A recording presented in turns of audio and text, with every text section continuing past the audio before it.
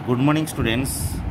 In this class I am going to discuss on exponential and logarithmic function. मैं आज आपको exponential and logarithmic function के बारे में बताने जा रहा हूँ। तो बेटे आपको इन प्रीवियस क्लास में just you know regarding exponential function and logarithmic function, but how they form you do not know. So today I am going to explain it. So बेटे एक फंक्शन कंसिडर करते हैं। देखिए एक function consider करते हैं F N X equal to X power N. यहाँ पर एन होता है एक कांस्टेंट टर्म, एक रियल नंबर है, पॉजिटिव रियल नंबर हम लेते हैं, ठीक है।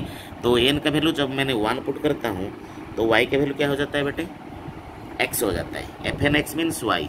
तो जब हम एन का वैल्यू 1 लेते हैं तो ये क्या हो जाता है, 1 हो जाता है। तो y is equal to x, आपको पता है y इज इक्वल टू एक equation of a straight line and always passes through origin. So ये जो ग्राफ देखिए, ये जो ग्राफ मैं अंडरलाइन ये कर रहा हूँ, this is y is equal to X, origin देके जा रहा है। फिर जब वो हमें next for n value of n is equal to, n का वैल्यू 2 के लिए y इज इक्वल कितना हो जाता है, n के ऊपर आप 2 पुट कीजिए तो एक्स स्क्वायर हो जाता है। सिमिलरली 3 के लिए एक्स क्यूब हो जाएगा, 4 के लिए y is equal to x4 हो जाएगा एंड सो ऑन, ठीक है। सो जब हम n का वैल्यू 1 पुट कर रहे हैं तो y x हो जाता है एंड इसका जो ग्राफ होता है तो कोऑर्डिनेट प्लेन में वो ओरिजिन देके जा रहा है। बट जब y is equal to X square हो जाता है, ये this is the equation of a parabola, ठीक है। y is equal to 4x square, X square is equal to 4ay, ठीक है। तो ये कौन सा है, ये देखिए ये ग्राफ होता है किसका, y is equal to X square का। फिर सिमिलरली y का वैल्यू एक्स क्यूब के लिए ग्राफ क्या हो जाता है, this is the graph of y is equal to X cube. Similarly y x4 के लिए दिस इज द ग्राफ। तो जैसे ही बेटे हमें जो n का पावर बढ़ा देते हैं तब जो ग्राफ होता है वो धीरे धीरे y की तरफ स्टीपर हो जाता है, यानी y की तरफ मुड़ जाता है और सीधा हो जाता है, y के नज़दीक आता है। जैसे ही हमें n का वैल्यू बढ़ाते हैं, इंक्रीज कराते हैं धीरे धीरे, ठीक है, तो y क्या हो जाता है, ग्राफ धीरे धीरे y एक्सिस की तरफ स्टीपर होता है। स्टीपर मतलब मुड़ जाता है, ठीक है। सो इसमें से हम एक कंक्लूजन में पहुंचे, as we increase the value of n the graph becomes steeper, that is faster the rate of growth. इसका रेट ऑफ ग्रोथ क्या हो जाता है, बढ़ जाता है। So the graph bends towards the Y axis as N increases. मैंने जैसे बताया आपको, तो जो ग्राफ है वो वाई एक्सिस की तरफ क्या हो जाता है, मुड़ जाता है। जैसे देखिए वाई इक्वल टू एक्स के लिए वाई एक्स स्क्वायर के लिए ग्राफ है, वाई एक्स क्यूब के लिए, वाई x4 के लिए, ठीक है। So for x greater than 1, जब x का वैल्यू हमें 1 से बड़ा कर देंगे y पॉजिटिवली बढ़ेगा, that is growth rate increases होगा। जब हम x को बढ़ाएंगे, n को बढ़ाने के बाद तो बढ़ता है, पर जब हमें x का वैल्यू ग्रेटर देन 1 करेंगे, ठीक है, इस प्रकार भी फंक्शन हम डिस्कस करेंगे अब।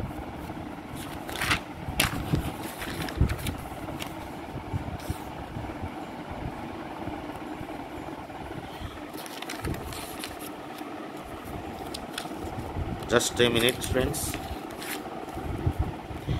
सो बेटे इसमें से हमें कंक्लूजन मिला कि for changing the value of x y increasing rapidly, here you conclude that, क्या कंक्लूड करें मिला हमें, we have such a function y is equal to x n कुछ ग्राफ इंक्रीजिंग रैपिडली। इसमें से हमें जो पिछले ग्राफ में हमें पता चला कि जैसे ही हमें n का वैल्यू धीरे धीरे बढ़ा रहे हैं तो ग्राफ भी धीरे धीरे रैपिडली इंक्रीज करता है और स्टीपर किस तरफ हो जाता है, y एक्सिस की तरफ हो जाता है।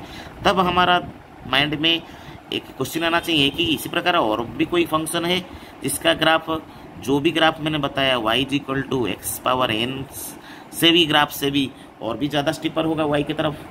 और एक बार बता रहा हूँ, हमारा माइंड में ऐसे एक क्वेश्चन आना चाहिए कि ऐसे भी और कोई फंक्शन से जिसका ग्राफ y एक्सिस की तरफ स्टीपर होता जाएगा। तो मेरा क्वेश्चन होता है यस, मेरा आंसर होता है क्या है, यस। सो देखिए और भी एक मैंने फंक्शन ले लेता हूँ। Let us consider such a function y is equal to F X is equal to 10 power x। पहले हमें क्या लिए थे, y is equal to X power n का वैल्यू को हमें बढ़ा रहे थे तो जो ग्राफ है y एक्सिस की तरफ स्टीपर हो जाता था। बट यहाँ पर मैंने एक फंक्शन लिया, ठीक है, 10 power x। So we can prove that 10 power x grow faster than x power 100। ये x पावर n फॉर्म में, x पावर n फॉर्म में है और ये 10, यहाँ पर बेस ऑलवेज क्या होगा, 10 होगा, राइट। बट यहाँ पर बेस 10 नहीं था, यहाँ पर तो बेस x था, ठीक है। बट यहाँ पर n को बढ़ा रहे थे तो मैंने अभी प्रूव कर रहा हूँ कि 10 पावर x क्या 10 पावर x ज़्यादा ग्रो करेगा x पावर n से। जैसे ही मैंने x n का वैल्यू यहाँ पर क्या लिया 100 लिया, सो देखते हैं फॉर लार्जर वैल्यू सपोज मैंने x का वैल्यू यहाँ पर लिया 10 का पावर में 3, क्या लिया 10 का पावर 3 मीन्स क्या इतना 1000। तो जब बेटे जैसे ही हम x पावर 100 में x के ऊपर मैंने 1000 पुट कर दिया तो ये कितना होगा 10 का 3 यानी 10 का पावर में 300, ठीक है। बट जब हमें x के ऊपर पुट करेंगे 10 पावर x जो अलग सा अभी मैंने कुछ देर पहले के सजेस्ट किया था function y equal to 10 power x, उसमें यदि x के ऊपर मैंने 10 पावर 3 करूँ तो 10 का पावर में कितना हो जाता है 1000 हो गया। तो क्या हमारा माइंड में आ रहा है क्या 10 का पावर में 1000 का वैल्यू 10 का पावर 300 का वैल्यू से ज़्यादा होगा? और एक बार बता रहा हूँ क्या 10 का पावर में 1000 का वैल्यू 10 का पावर में 300 का वैल्यू से ज़्यादा होगा? सो ओके स्टूडेंट्स, तो मेरा क्वेश्चन है कि यस। तो देखते हैं ये मैंने प्रूव कर रहा हूँ। तो हम एफ क्या लिए थे 10 क्या लिए थे 10 का x यानी 10 का 1000, ठीक है 10 का x। तो यहाँ पर क्या है x का पावर 100 ये लिया था f100n जो fn(x) मैंने पहले स्टार्टिंग से हमें सॉल्व किया था fn(x) is equal to x power n का ग्राफ कंसिडर किए थे। सो 10 पावर x और x का 100 दोनों साइड का x का वैल्यू यहाँ पर कितना 1000 है और यहाँ पर x का वैल्यू क्या है 1000 है। अब दोनों साइड का मैंने लॉग ले लेता हूँ। मैंने वैसे ही तो बताऊंगा लॉग के बारे में, पर पहले हमें थोड़ा बहुत पता है लॉग के फार्मूला। सो मैंने इसमें दोनों साइड का लॉगरिथमिक ले लेता हूँ इस इनइक्वालिटीज़ का। तो क्या हो जाएगा लॉग, मैंने ऐसे एक फार्मूला है log m power n is equal to n log m, यानी जो पावर है ना वो आगे आ जाएगा, ठीक है। तो यहाँ पर 1000 जो है वो आगे आ जाएगा 1000 लॉग 10 ग्रेटर देन 100 लॉग 1000। तो लॉग 10 का वैल्यू बेटे 1 होता है और लॉग 1000 का वैल्यू कितना होता है 3 होता है। सो 1000 मल्टीपल ग्रेटर देन कितना 300।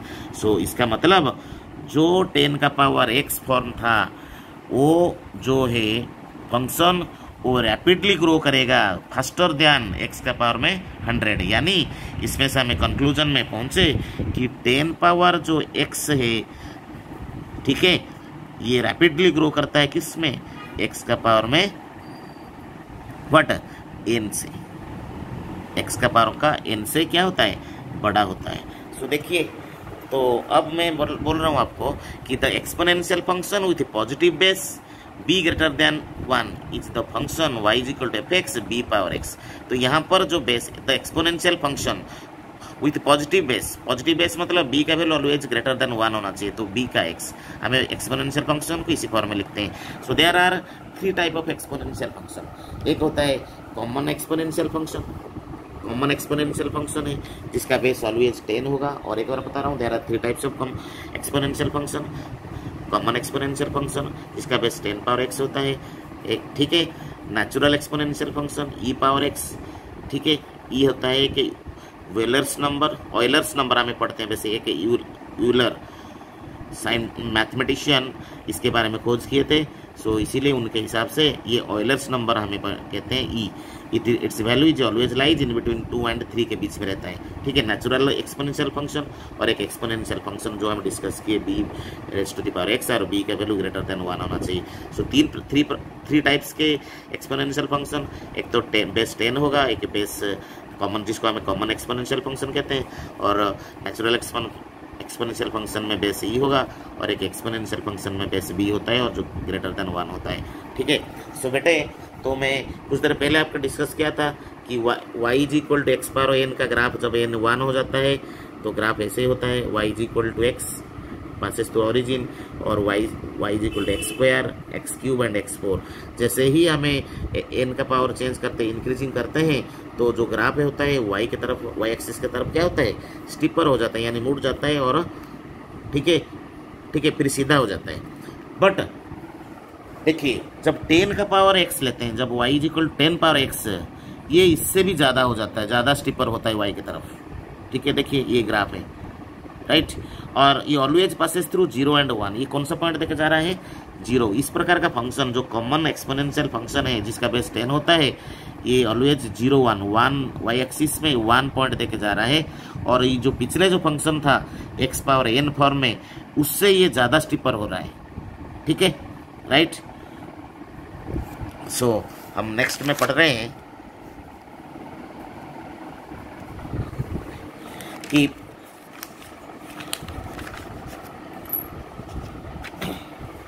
Properties of exponential function.